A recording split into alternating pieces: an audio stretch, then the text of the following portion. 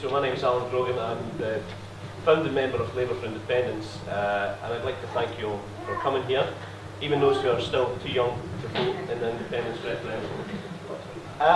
Basically, I'd like to just give you a bit of information about Labour for Independence, because we're probably not as well known as the SNP or other parties within the Yes campaign. It's initially started off as a social media Facebook group in protest that the Labour Party did not have a members' vote on how we were going to campaign for the referendum campaign. And as our support grew, we felt that there were other issues, but as we're seeing constantly, if we're looking at polling, there's 20 to 25%, and the numbers I'm very encouraged to see is rising. Labour supporters are looking to back independence, and I think it's a really target area that we need to, in the Yes campaign, to attract, because we need not just the SNP, we also need people from other parties. The Labour vote is, obviously a big one, and we work very hard to try and promote that. One of our biggest messages is to, as Joe rightly said, this is not about the SNP or Alex Salmon. And I'm fully appreciative of the fact that they got us here, and the fact that we're having this vote is because of the SNP winning the last election.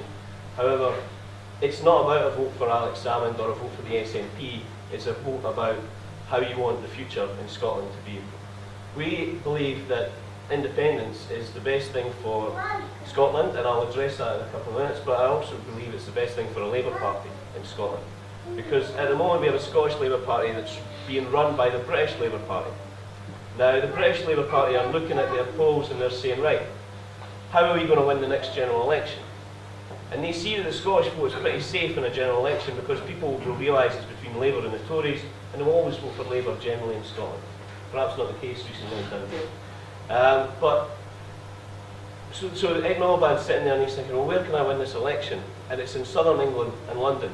And so the Labour Party are basing all their policies on the people of southern England and London. Now, no disrespect to them, but our beliefs and our needs and aspirations are vastly different to the people in London and southern England. Studies have shown that people in that area, the most important issues are finance, immigration and crime. In Scotland, it's been healthcare, education and pensions. So we believe that the best thing to see a return for a Labour Party in Scotland, to be in the party of the people of Scotland, to representing the needs and aspirations and the wants of people of Scotland, is to vote for independence, to remove ourselves away from the shackles of Westminster. Now, for us, and I will speak for myself especially, I've always been a supporter of independence, but it's never been a nationalist issue. It's not about if I like Braveheart or not. It's not about if I want to wear a See You Jimmy hat and sing in the Tartan Army. It's nothing to do with that at all. Now, some people it is. That is the reason why they're voting yes, and I respect that. But for me, it's about democracy and what kind of society we want to live in. And I'll address the second point in a moment. But right now, we live in a country that has a massive democratic deficit. We have the two parties who have voted third and fourth in Scotland in the last general election, deciding our welfare policy, introducing a bedroom tax that Scottish MPs voted unanimously against.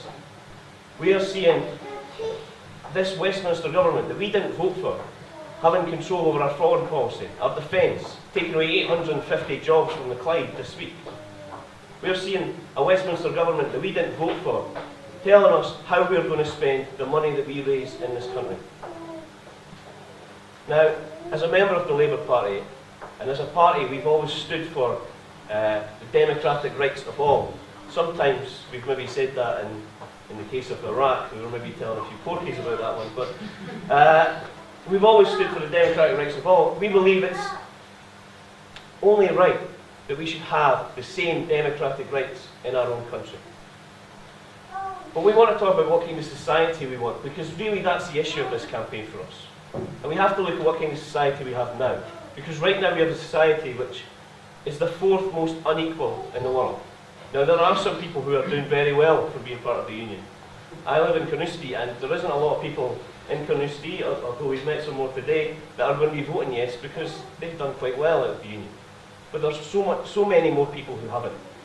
That's why 1 in 5 Scottish children are living in poverty. That's why parents are having to give up their meals at night to give to their kids just to make sure they're being fed properly. That's like something out of a Roald Dahl book. That shouldn't be happening in 21st century Scotland. You're seeing pensioners having to decide whether or not they're going to heat their house or have their dinner. This from a country that is energy rich, the 25% potential of renewable energies in Western Europe, a 10 billion food and drink industry, agriculture, fisheries, tourism, and let's not forget that massive anchor around our necks of £4 trillion worth of oil. A country in which any other country in the world would be grateful for, would be dying for. Apparently in Westminster they're saying that's a huge dredge on our society. So we believe that we want to promote a new society for Scotland.